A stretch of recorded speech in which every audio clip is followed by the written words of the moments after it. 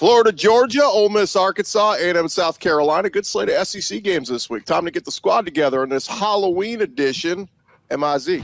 You're talking ball with the SEC squad. From Alabama to Tennessee, from Georgia to Oklahoma, from Auburn to Texas, it's the local experts of the Locked On Podcast Network bringing you scoops, breakdowns, and the most comprehensive preview of the upcoming SEC weekend. It's the SEC squad, and we have a seat for you. Hurt feelings and thin skin are prohibited. Squad up, you're part of the SEC squad.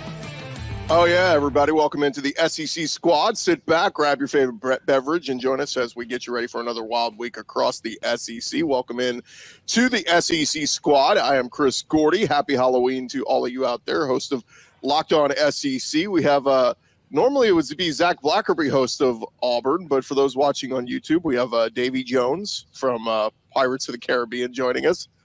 Stephen Willis, host of Locked On Ole Miss, who is a Detroit Tigers player. Riley Green, you said? Yes. Clint Shamblin, Locked On Bulldogs. He's just dressed up as avoiding disappointment for the Georgia Bulldogs. Andrew Stefaniak, he had a banana costume on a minute ago, host of Locked On Aggies. Spencer McLaughlin, Locked On College Football. He's going as a milk drinker. Jay Smith, host of Locked On Sooners. He is going as Bane. Good to see that. We have our buddy John Neighbors, host of Locked On Razorbacks. He is Baker Mayfield, apparently. And Eric Kane, host of Locked On Vols. He's going as, I don't know, Eric Ainge or something. We'll give you something average. Welcome in, gents. How are you? Happy Halloween, everybody out there. Happy Halloween, guys. Happy Halloween. Davey, your voice sounds a little bit different than the last time I saw you on my television. What's going on there? I know it. Auburn started winning again, and I got really excited. I thought the Dutchman always needed a captain. Who's driving the ship? Hugh Freeze. Hugh Freeze is the captain. Mild spoiler alert here, but Davy Jones hasn't been captain of the Flying Dutchman for about 19 years when Pirates of the Caribbean at World's End came out. I know it was hard Shut to up, blown, Spencer. but okay. Shut up. Nerd. At least we know Nerd. Hugh Freeze got a little seasickness this week. Matt, Zach, let's start with you. Give us a prediction about your team this week. Oh, goodness. I think Auburn turns a winning streak of 1 into a winning streak of 2. They're favored by a touchdown, according to our friends at FanDuel, against Vandy. What a time to be alive. I think Auburn covers that, and I think they get a little bit of a winning streak going. I can't take you seriously in that math. What do you mean? Your eyes are pretty. I'll give you that. Stephen Willis, give me a prediction on or a thought on your team this week. I think Ole Miss fans are going to have nightmares about seeing Talon Green because of the memories they have of Matt Jones. But I think that Ole Miss has the talent on the defensive line and the linebacker position to actually spy him. That Ole Miss versus Arkansas offense versus defense battle is going to be the matchup of the week in the SEC. Clint Shamblin, make a prediction on your team this week. Well, my prediction is you're forever going to be known as Gordy Chris from here on out because you got the name wrong. It's Georgia-Florida game, so you're Gordy Chris from here on out. Here's the prediction. Billy Napier continues to coach because Georgia's going to win. It's not going to be by the point spread that's now 16.5. I think it's going to be a little closer than that. Florida is all up in their feels, thinking they actually have a running attack on offense. They haven't faced anybody like Georgia. Georgia continues the defensive excellence ongoing, and we cruise to a victory. Clint, it's Florida-Georgia line. It's not Georgia-Florida line, all right? I disregard anything that has Florida first. Andrew, give me a prediction. The Aggies go from just happy to be here to suddenly leading the SEC. Yeah, my costume is actually undefeated. Only one here in this conference that can wear that today. But, this game against South Carolina, I'll tell you. Well, undefeated in conference play. I said conference play. I said I'm the only one here. You took a weirdly long pause in between that. I just wanted He did say today. There was a lot of asterisks in that sentence. I don't like it at all. Yeah, that took a really long time for you to say, but that's okay. You don't have to like it. It's just reality. But come to Jordan here in a few weeks. It'll be all right. We're going to put you in Davy Jones's locker. It'll be fine. Okay. Well, I'm sure if Peyton Thorne's there, I'm not too worried about it. But this South Carolina game is one that, speaking of which, I'm a lot more concerned about this game than I am heading down to play Auburn. South Carolina, that defense is scary. And if they can put something together offensively. They've proven they can win football games. So it's a game coming off an emotional win. Texas A&M is going to struggle on the road playing South Carolina this weekend. All right, Andrew, your team undefeated. Your beard is not. Let's trim that thing up. Eric Kane, give me a thought on the Tennessee Vols. Yeah, bye week last week, so a lot of time has passed since Tennessee took down Alabama, a border bowl game against Kentucky, an offense that is just atrocious. Don't know who's going to start a quarterback for Kentucky, but it's not going to matter because that offense is bad. Defense is not horrible, but they're not healthy. Plus Auburn ran for like 400 against them, so Vols should roll. Vols should win by 50. Yeah, I don't look. Kentucky's been terrible. Wouldn't it be just on them to suddenly play one of their best games this week? It's how the SEC has been going this year. I resemble that remark. Baker Mayfield. I think you meant to say resent, but yeah, maybe not a thought of the Tampa Bay Bucks, but how about a thought on the Arkansas Razorbacks? Well, I just woke up feeling a little bit dangerous today. I was just feeling a little bit because I'm telling you, this Arkansas game is about like Dixon Street. It'll get you because anytime Ole Miss comes to Fayetteville, whenever they face off against Sam Pittman, it's not gone well for them. The first time that Sam Pittman and Lane Kiffin met, Matt Corral threw 6 interceptions in a game, like for real, and 3 of them was the Hudson Clark, the no-fly zone. So you're going to have that, and then you have 2 years ago where Arkansas beat the brakes off of them too. So this game's going to get weird. It's going to get crazy. And I can't wait to be disappointed. It's going to be awesome. Jay Smith, the way that Oklahoma season is going, I half expect you to blow up the field on Saturday, but give me a thought on Oklahoma. Yeah, we're definitely rushing the field after this W. I just checked FanDuel, and they're still up there. The spread is 34.5. So as a longtime member of the SEC, I totally understand that we have to leverage this game as a moment to build blocks forward for the rest of the season.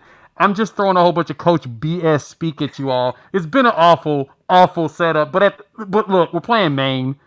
If we embarrass ourselves in this one, this will be the last time y'all see me this season. Bonus points for anyone who can name Maine's mascot. Had to look the Black Bears. Yeah, had to It's look easy. that one. It's pretty cool. I kind of like it. But hey, Gordy, I wanted to mention this one to you though. There has been an upset every week this season in SEC. Congratulations. That's true. Last week's was pushing it though. Last week's was Auburn beating Kentucky. Now it's kind of pushing it.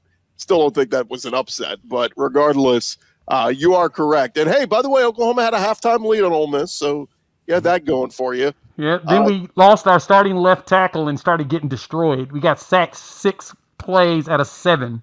Yeah, it in was a really row. hinging upon that left tackle. Nothing else. Literally was, because literally that's where it was coming from the entire time. Perkins was literally running from the left side, from that side. Jackson Arnold had a half. He said, "Coach, let me have that ball." Huh? Well, Jackson Arnold had a half. That's good. He did. And then when his left tackle went down, Perkins literally just ran past our redshirt freshman left tackle and hit him every single play. It was the last 2 drives of the game was disgusting. We literally gave up 10 sacks, 6 of them literally happened in the last 2 drives of the game. After that game, Sontaran Perkins is now tied for the SEC lead in sacks. There you go. He had 4. Perkins literally said, "Give me that sack, Coach, please." Walter Nolan didn't play the second half. That's what makes it embarrassing. He did not play the second half. Perkins ate us alive.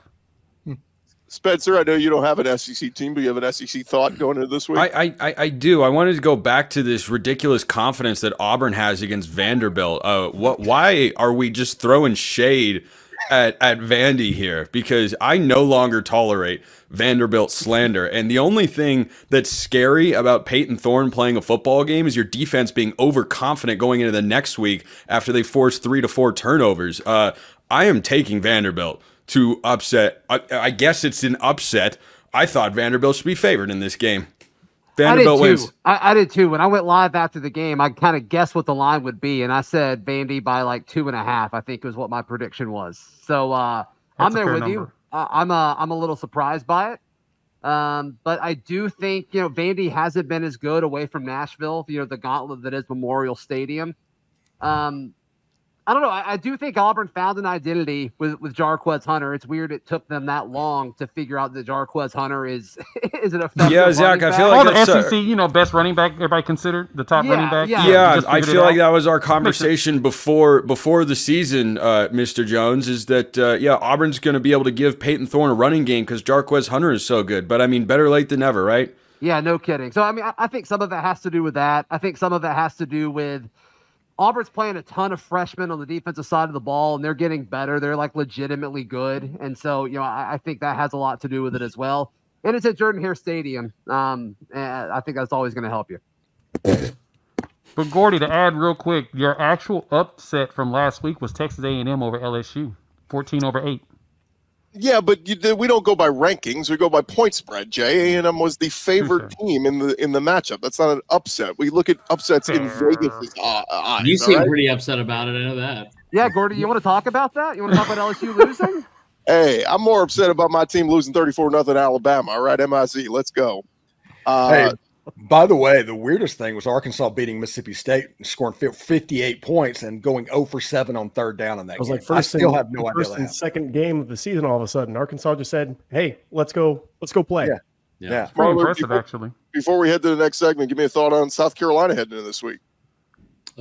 So I'm pretty excited about this. I think that after Casey Smith opened her big dumb mouth, I think that there's a lot of people that are fired up from South Carolina. The thing is, you cannot have a situation they had like they did against Ole Miss, where you're coming off a bye, you're at home. Like, this has been catered to them, and you've seen the line drop from 4 to 2. And I cannot look at Davy Jones right now. This is insane. I keep trying to have just constant thoughts. Anyway, but yeah, it should be a fun weekend. I'm excited. Are you just getting drawn in by those big blue oceanic eyes? They're terrifying. I'm in Atlanta right now, and I saw 3 people on the sidewalk that looked exactly like that today. We're going to dive deeper into Georgia, Florida, and A&M and South Carolina. The SEC squad talking more ball next. More with the squad in just a second, but we'll remind you guys you can get ready to tackle the NFL action and college action with FanDuel. They are America's #1 sports book, and right now new customers can bet $5 and get $150 in bonus bets if you win. FanDuel Sportsbook app gives you everything you need to place live bets on the NFL, college, all in one place. So when you get a hunch in the middle of the game, you can check out the latest stats, view live play-by-play, and so much more on the same page where you place your bets. Just visit FanDuel.com to join today. You'll get started with, like we said, that $150 in bonus bets if you win your first $5 bet. That is over at FanDuel, FanDuel.com. Get signed up today. If you never enjoyed what they got going before, you can take advantage of that great $150 bonus bets if you win your first $5 bet. That's FanDuel.com. Download the app, check them out. Never waste a hunch and make every moment more with FanDuel, an official sportsbook partner of the NFL. SEC squad rolling on here, a Halloween edition. As good to see Chris Marler dressed up as a D-bag. Awesome. Want to see what you guys have to think about some of the games happening this weekend.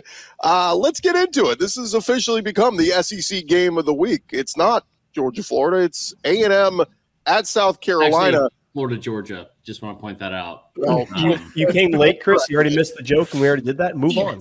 Yep. Well, let's get into it, guys. A&M coming off the high, man. Everybody's patting them on the back, saying, y'all the best. Marcel Reed. Dennis Dodd put freaking Marcel Reed in his short Heisman list. That's insanity. But regardless. He did? Check his Twitter. Oh, no. Boy. Oh, no, Dennis. How are we feeling about this one, guys? Because, man, does this have the makings of South Carolina at night, sandstorm. We saw him do this 2 years ago to Hendon Hooker in Tennessee, right? Been there. Watch it. You better watch out. It's a trap game, dude. No, not a trap game. I said this 2 weeks ago on this show. I said, look out. A&M's going to beat LSU, and look out. South Carolina the next week is not a look-ahead game because, again, you get John, you get that defense playing well, and you get Sellers doing his thing where he can score in bunches just for the heck of it. And this game goes sideways in a hurry at South Carolina. I'm calling for South Carolina to win this game. And they're so good on the line of scrimmage. They're really good defensive front. You get after. I mean, I assume Marcel Reed's going to start this game. I don't know. He's a guy that's very dynamic, and I thought that was a great adjustment, put him in the game. But he's not a great thrower. And if it's Connor, whatever, I think the defensive line play for South Carolina can be a true difference. And again, night games at South Carolina would not shock me if this kind of comes down to the end there. I think they're going to start Wigman. I really do. And I why? How I don't know. You, I guess, you hate happiness. I'm just telling you, if you listen to the presser yesterday from Elko, the vibe is I think they're going to start Connor Wigman. I can't pretend to explain that to you. You think they'll play both? Consistent. What'd you say? You think they'll play both? Like, if they do that, I think both will play. I think that they are going to have a plan ready for Marcel Reed.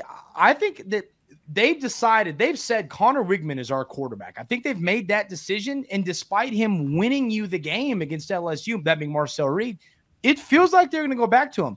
And, Elko made a lot of excuses for Wigman in his post game and his presser yesterday. And I just didn't really understand it. Like, you know what I mean? Like excuses for saying things like it's going to, there wasn't a lot of windows. He was kind of rushing things. He was kind of making it sound like, well, it's going to be okay. It's going to be okay. We're going to figure it out for you. And that's just not the case. I don't know why you don't roll with Marcel Reed. He's the guy. The one consistent you've seen from the A&M quarterback position has been his legs. I would develop the offense around that, especially how you like to run the football anyway. So I don't know. I think they start Wigman. I'm telling you. We'll see, but that's where I'm leaning right now. Are you sure that it was Mike Elko talking and not someone in a Mike Elko costume who snuck into the press conference to say maybe they have the same body? Sorry, Spencer. I mean, I can see him continuing going with the 2 quarterback system. Does it make sense? Probably not. But as has been pointed out, Marcel Reed isn't that great of a thrower. Yeah. And he's going to have to get rid of the ball either in the game, right? I mean, that's what I was just like. Let's look at DJ Lagway. Let's look at the aforementioned Thorne. We want to say yes, running, good athletic quarterback. Okay, fine. Milroe is in the same boat, and those teams aren't continuing to do what they need to do. I actually have no problem them going back to Wigman at all. It was a half of a very athletic guy running back there. You don't know what you're going to get. If this was 2-3, if this was a full offseason, maybe, but let's not crown this guy anybody yet. He had a half of running around. Yeah, don't crown him, but still, like Jalen Milroe and Peyton Thorne in the same sentence ever again. I'm going to continue to do so. And he's also 3-0 this year as a starting quarterback for A&M. Again, I'm not saying that he can't throw the football. And then of course he won that game against LSU. Like I would play both of them, but I mean certainly yes. Like he's not changing the game. That's for sure. And what's fun about this matchup is both if they do play Marcel Reed and Lenore Sellers, both redshirt freshmen. Like we could get 2 more years of these guys playing at their respective schools in the SEC. So it's kind of a fun story. And keep in mind, schedule stays the same next year, just flips. So this will be South Carolina at A&M next year. And so, it could be the start of a budding, fun rivalry there. It's already a trophy game, Gordy. So I don't know why you're saying could be the start of a rivalry. Real quick on this whole thing. No one knows this is a rivalry. This is the worst rivalry. It's terrible. They forced it on us. It's so bad, just so bad. It's like when Adele came out and they had her on every single radio station for like 3.5 years. It's the same thing. That is not at all the same. That's a very interesting comparison. Well, the good thing is Kyle Kennard won't be there next year when they go to Kyle Field. So that's actually one very positive in this entire conversation. The funniest thing that could happen out of all this, though, is if after taking the press conference stand and saying, listen, there's substance to this program. This is a program. This is a real program. Him like basically calling out the most thinly veiled call out of Jimbo Fisher of all time, and then making the most Jimbo Fisher move of all time would be just so A&M would be painful. Poetic. It would be. Yeah. By the way, I think he should have stood on that quote. Like him backtracking, going, "This wasn't dude. You called him a fast talking politician. There's nobody that could have been anybody." Better than Jimbo, the lots of politicians out there. It's election season, guys. I mean, he could have been referring to any individual. Yeah, that one was almost too much on the nose. It was just too on the nose. Everybody knew there's like, whoa. Let's jump over to the other game, guys. Georgia, Florida, Georgia, whatever the line you want to call it. Look, this game a few weeks ago, we would have said this was no chance for Florida, but Billy Napier winning some games. DJ Lagway playing well. They got some running game. Chance. Jaden Baugh. By the way, can I remind you, Carson Beck 8 interceptions over his last 4 games. Anybody buying Florida here? No. I mean, maybe to hang around. I mean, maybe. It is a rivalry game, and Florida's playing better. So I think there's enough hate in there to keep the game close, but Georgia should be able to pull away. Jay, I believe you made similar comments ahead of Red River. What was the final score of that game? I don't know. What happened? Someone can jog my memory. I think it was in the 34-3 range. Something like that. I don't know. I don't even think the game happened. Continue. About this rivalry, let's just also, like, I will voice this as somebody that grew up in the state of Georgia, watching these people. Listen, Georgia fans have been the champions of August my entire life, all 28 years that I've been alive. They shut up, Clint. I identify as a 28-year-old. So here's the thing: they have been like for 30 years when like the Spur era started. They lost 21 of 30 games to Florida. They hate these people, and no one hates Florida more outside of PETA and Al Gore. No one hates him more than Kirby Smart, and they are off a bye week. Like there is nobody that embodies a team and a fan base more in this specific scenario than Kirby does. It's going to get ugly. It always gets ugly. Like as long as they don't start run a bunch of wheel routes like they did in 2020, they have no shot at winning. If you watch Kirby Smart after each one of these games, the biggest internet memes of all time of Kirby Smart come after these games because it for him is more real than anything else. I swear to you, if Glenn Schumann had his child this week, he would be fired. Kirby would say, no, last week, fine. This week, no. It is absurd how much he hates them. Yeah. I think, like I said, this point spread's a little big. I think 16.5 in a rivalry game, something like this, is a little big. I do think it's going to be well in hand by the fourth quarter come around. But the defense has woken up. Kirby Smart has the mentality of us against the world again. That narrative is back up for them, and it's Florida week. Yeah, absolutely. 35-6. Georgia wins. It's absolutely hilarious that the whole Florida fan base has been on the Fire Billy Napier bandwagon for the last 6 weeks, and he's going to save his job to where he can't recruit to any of it. Yeah. Well, it has become the whiniest fan base. That's tough to say in the SEC. Yes. But it's become honestly one of the most insufferable fan bases, I think, maybe in the entire country. Like he has no support from the fans. He wins 3 of his last 4. By the way, he's also like, if this was happening anywhere else with a true freshman quarterback, and listen, it's not like Mertz is like setting the world on fire with like passing yards and anything like that, like touchdowns, whatever. He was leading the country in completion percentage. Like he was having another very good season, and now you have to replace him with a true freshman. And like it's just so odd to watch somebody want someone else to fail that's not one of my exes. You know what I mean? Real quick show of hands. Anybody taking Florida to upset Georgia? Nobody? No. Who's taking South Carolina to upset A&M? Raise your hand. All right. About half the crew, a little bit more than half the crew. All right. I like it. All right. When we come back, is anyone else on upset alert? Which of the matchups could be sneaky good this week? We'll talk more ball with the SEC squad coming up next. Back to the squad in just a second, but want to remind you guys, our friends over at 5 Hour Energy know that being a passionate football fan isn't just a hobby, it's a way of life. It takes a lot of energy to power through all-day tailgates, touchdown celebrations, or an agonizing second overtime, which is why they've created the Stand the Fan 5 Hour Energy Shot with a special flavor called Fan Fuel, the energy shot made just for super fans like us, the fans who are first in the parking lot and who are last to leave. We see you. Again, check it out. 5 Hour Energy. Make sure you load up before you head to your tailgate this weekend. 5 Hour Energy, they know that no matter what team you root for, being a fan requires heart, soul, and a whole lot of energy. Whether you're prepping for the big tailgate or ironing your jersey, your game day to-do list is always a mile long. That's why the limited edition Stay in the Fan 5 Hour Energy Shot is here to help keep you fueled throughout the season. What's your fan fuel this week? Whatever it is, do it with a 5 Hour Energy, available at 5hourenergy.com, shipped nationwide.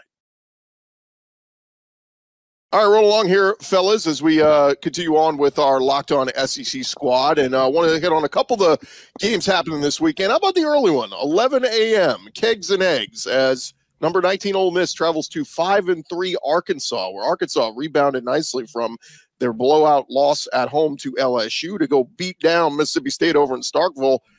Baker Mayfield, John Neighbors, how are we feeling, Arkansas, on this one? Well, I'm just glad we finally got to this game instead of talking about crap games that nobody cares about. It's about time. So let's see. We got Arkansas and Ole Miss. This game is historic for a lot of reasons. 2001, 7 overtime game. They didn't change the rule for that one because that was back when this country was great. And you had, of course, another game later in that decade that ended up being like, this game's always crazy. The Hunter Henry heave, you never know what to expect. So listen, I think Ole Miss is favored by 7 points according to FanDuel, and that's about right. Ole Miss should win. They are the better team, but throw it out, man. No one knows what is going to happen in this game. No one can predict it. And Sam Pittman is undefeated against Lane Kiffin in Fayetteville. So there's something. Dude, they're to hold your hat on. 8-1 in their last 9 trips. Like Arkansas's 8-1 in their last 9 games against Ole Miss in Fayetteville. Yeah, they haven't won since 2008, which they got screwed on. I don't remember that at all. Shea Haddock would have made that field goal if Houston Nutt didn't have his players' offensive pass interference that didn't get called, whatever. Yeah. But yeah.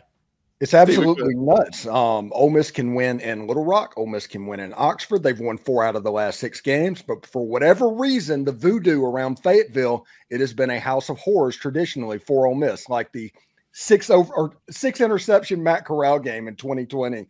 And then the 2022 game where the SEC Network crew was sitting there talking about Lane Kiffin to Auburn, the whole freaking broadcast. And Ole Miss ended up being down 30 points in the first half, and to where everybody was like, yeah, Lane's probably gone, isn't he? And it's just weird. This is the drunkest game on the schedule each and every single year, and I love it. When the SEC goes to 9 games, I am so thankful that Ole Miss and Arkansas are going to continue to play, because everybody talks about who is Arkansas's rival. You play for the boot against LSU. You play for whatever that is against Missouri. No, they've played Ole Miss pretty much consistently since 1981. They play the game. That's the biggest rival that Arkansas has. It's not. It's not at all. Yeah. It's not. But I mean, we'll go with it. It's a crazy game and it's stupid. But I feel good about Arkansas's chances. I feel good about Arkansas's chances in this game. I don't know why, but I do. They shouldn't win, but I feel good about it. Plus, Sam Pittman, he's been a little happier. This is his final hurrah. This is his final season at Arkansas.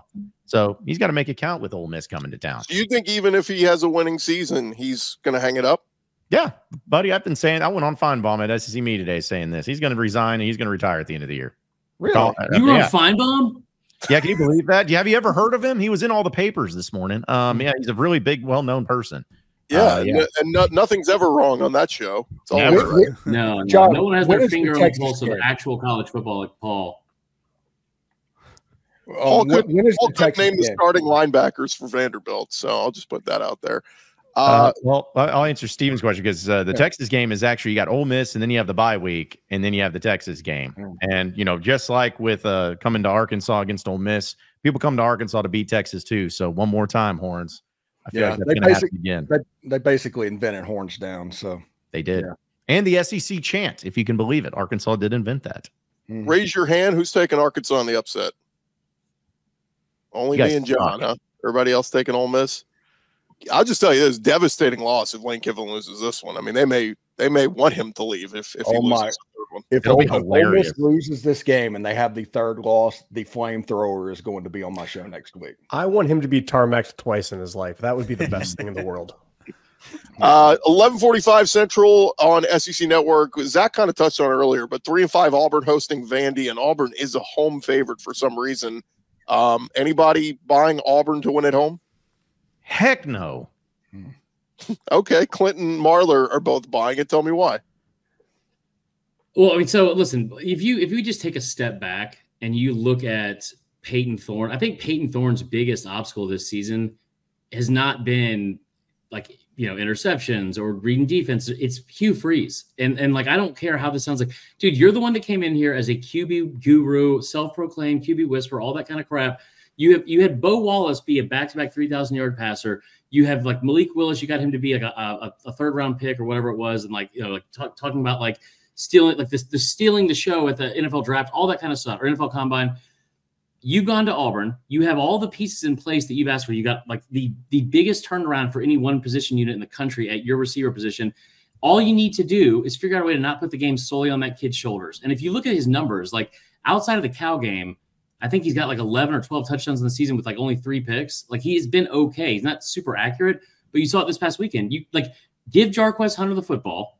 There's been 2 times in his 45 career games that he's had 20 touches or more, and he's had a career high on Saturday. They've won those games by an average of 20 points, and he averaged 10 yards a carry. Just be balanced on offense. Stop just beating your head against the wall and letting Peyton Thorne be the sole point of blame. As somebody that has ridden the Hugh Freeze roller coaster, that people seem to be forgetting that good Bo and bad Bo existed. And it wasn't that Bo was doing anything differently. That was Hugh Freeze's fault as well. Hugh Freeze has an ego to the level that he needs to be the quarterback whisperer. Right. He's not going to have back-to-back games where Jarquez Hunter gets the load of the ball. It's going to be a situation where he's going to go back and he's going to try to make Peyton Thorne into Joe Montana and go and try and win a football game. And Vanderbilt, that plays directly into their hands. They create turnovers, they play extremely slow, and they have an electric playmaker. If Vanderbilt gets the lead on Auburn, they're going to take the air out of that game, and Hugh Freeze is going to freak out. We've seen this happen. Diego Pavia has beaten Hugh Freeze 2 times before, once at Liberty, once at Auburn with New Mexico State, and now he has a chance to win the game with Vanderbilt.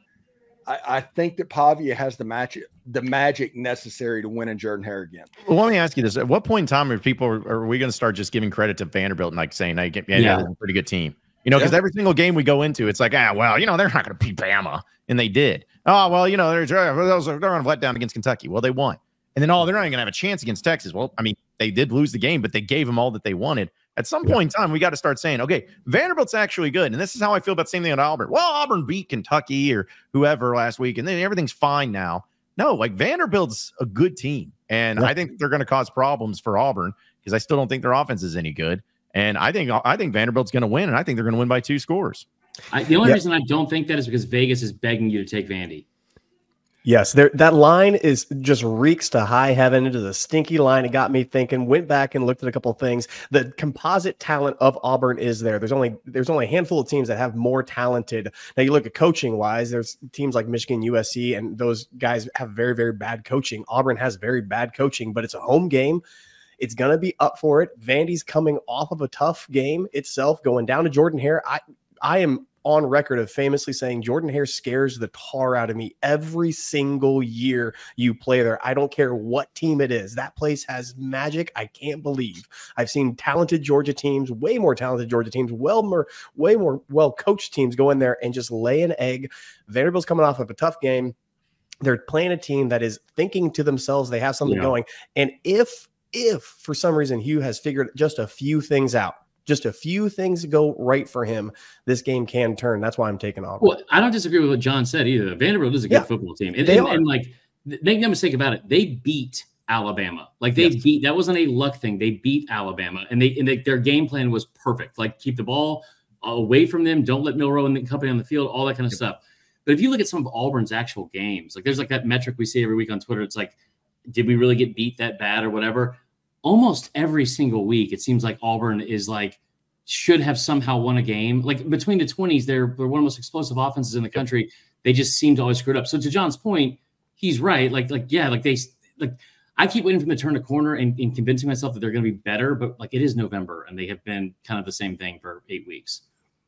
Yeah, but you need to be careful in this game because if Vanderbilt strings some first downs together and scores a touchdown and Auburn goes 3 and out and Vanderbilt gets the ball back, next thing you look up, there's 10 minutes to go in the second quarter and you're freaking out. No, that game could be a blowout in Vanderbilt's favor, 100%. I'm not putting that off the table. I mean, that D-line, what 5 sacks last week? 5 sacks, 10, 11 TFLs. I mean, they got after Texas. So, Eric, how much are you sweating that Vandy finale?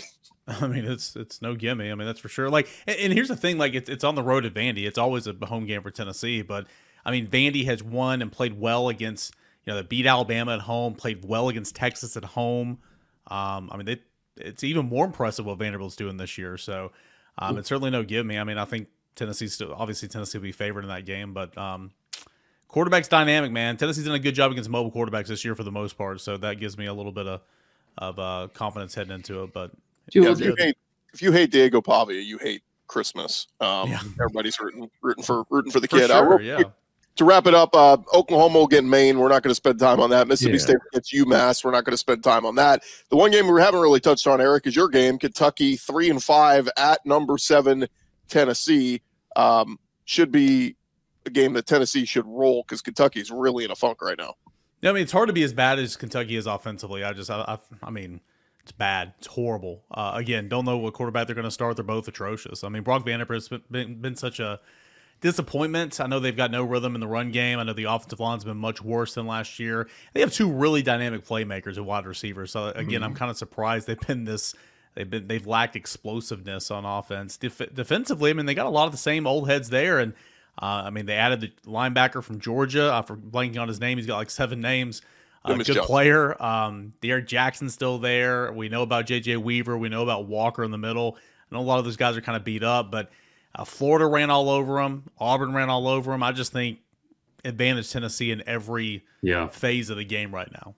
Also you want to talk about a team that's waiting to like turn a corner offensively with the actual pieces in place. Like, listen, there's just no way that I think we're going to get through 12 weeks of Nico being Hawaiian Joe Milton, as I so wanted to tweet out after the first half against Alabama, but did not get to, obviously. I mean, the weapons are there, man. They just need to get healthy. And like, they are I kept wondering why Alabama wouldn't throw the ball deep. I still think they probably should have taken some shots, but I mean, they turned the ball over 3 times in the first half alone, gave up 0 points off that, and made Alabama play left-handed, and it was awkward at best watching Bama play left-handed. Yeah, Tennessee's had receivers running behind the secondary the last 3 weeks in Southeastern Conference play. I mean, when it's not Nico, it's literally it's been both. Like, Nico's overshot on the receivers have literally dropped so many. I mean, it's just been disgusting. Yeah. The last 2 games, Tennessee's fumbled on its first possession after driving the length of the field. So, I mean, that all counts. Like, you can't act like it doesn't, but I'm with you. I mean, Tennessee's offense is literally so close, and if it clicks to go along with that defense, could be a really, really good team. Mm-hmm. I think that this is going to be a game. I think Kentucky, they've proven throughout the more recent years of the Stoops era and this year that they will play up to competition and they will play down the competition. And I am in Tennessee's going to win this football game, but I would be eyeing Kentucky to cover in this game. That defense is better than it shows often. I mean, they have games where they look great and they have games where they look awful. But if that good defense that we saw against Georgia and you saw in a few other games this year shows up against Ole Miss, that team can cover the line. But it just hadn't showed up in a while. I mean, the first 5 weeks of the year, we were trying to figure out who Kentucky is. Yeah, and I don't think that's who they are. But I'm just saying I wouldn't. Tennessee's going to win. I feel very confident saying that. I would not be in any way surprised if this was a ugly game that's really close and Kentucky has a few chances to win but lose and they cover. That's what I'd say about this game. Yeah, this is a situation. I'm about to go into excuse mode, but this isn't the same Kentucky team that Ole Miss and Georgia saw. They are in quit mode. They're absolutely in quit mode right now. You all remember last year Stoops had it in hand going to A&M and just totally said, screw it to everybody else. And then, just kidding. Now I'm back and now I'm here. And he had to try to get the team back up on board with him. This team has quit on him. It's quit on everybody. This team is soulless and lifeless. Hate to see it. We shall see. The line is 16.5 on FanDuel. If it gets up to 18.5, I may take Kentucky plus the points. We'll see. Gentlemen, it's been a pleasure. Thank you for joining us for another edition of the SEC Squad. Remember to follow and subscribe to your favorite SEC show. We'll be covering your favorite team every day throughout the season. And don't forget, I'll have you covered the entire conference each and every day with Locked On SEC, part of the Locked On Podcast Network, covering your team every day. For now, we'll talk to you guys next week or on another edition of the SEC Squad.